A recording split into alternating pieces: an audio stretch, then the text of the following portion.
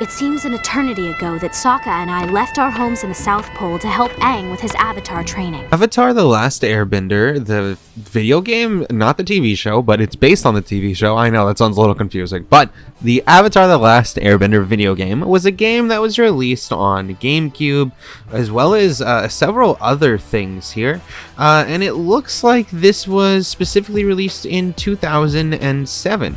Basically, it follows Aang and crew as he goes through various misadventures set between book 1 and 2 in the TV show, but are entirely original plot lines. Basically, you go ahead and encounter various different obstacles, such as the firebenders, capturing Katara and trying to invade, and various other things that have to do with either the nature or the people within the lands that you're roaming. You have to go and fight off, for example, with Sokka at one point, the firebenders, in order to find Katara, and that becomes a running theme where you can start taking control of various different characters and use their different special abilities to complete different tasks. On top of that, whoever is the main character gets followed, similar to say like the Shrek video game that we reviewed before. The entire thing is top down, and it features a lot of combat more than anything. Particularly, Aang has his airbending abilities, Sokka uses his boomerang, Katara uses her waterbending, and any other people that you encounter throughout also use their various talents that they had from the show.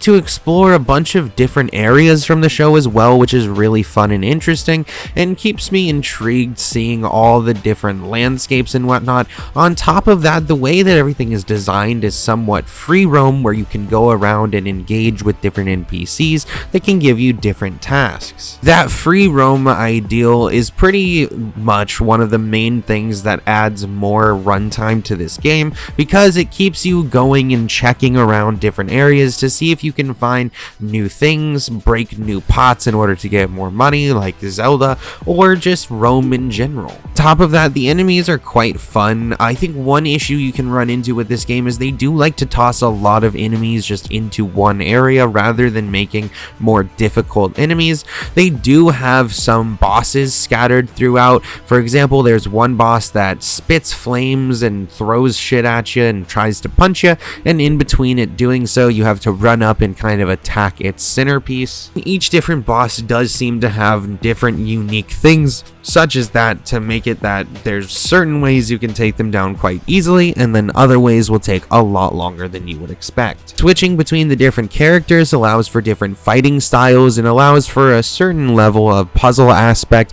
making it so that certain characters have to be used in order to do various things. And then on top of that, you get this forbidden kind of thing. I can't remember what they call it, but basically you have these forbidden chests, we'll call them. They're scattered throughout the land and they are hidden away by some magic, and if you go near them, you'll get a little question mark over your head, and then you have to engage in a certain area, and then it will do a tap revolution type thing. It's very weird, where you have to press the button in sync with the time it hits the circle, and if you do so, it unlocks a chest that you can then open up. These chests seem to have the best gear, and on top of that, this game does also play like just a kind of regular top-down RPG, where you can grab different items, including different armor that has certain stats. You can upgrade certain stats, learn new skills, and all sorts of stuff that was quite fun to see. And I mean, who can complain? An RPG game that allows you a lot of variation in style and gameplay,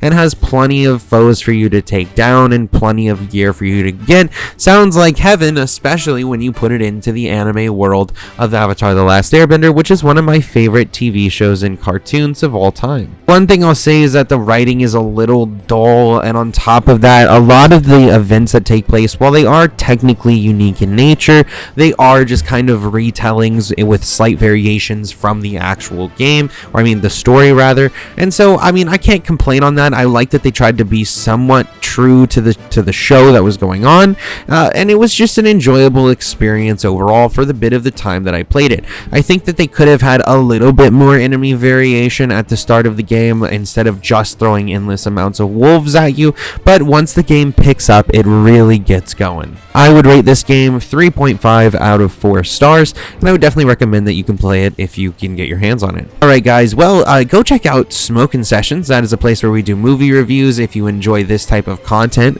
you can also subscribe and like here for more content like this going forward, and we have more content like this that you can check out over on the channel, including retro reviews, new game reviews, and coming soon videos. Alright guys, I will see you all in the next one.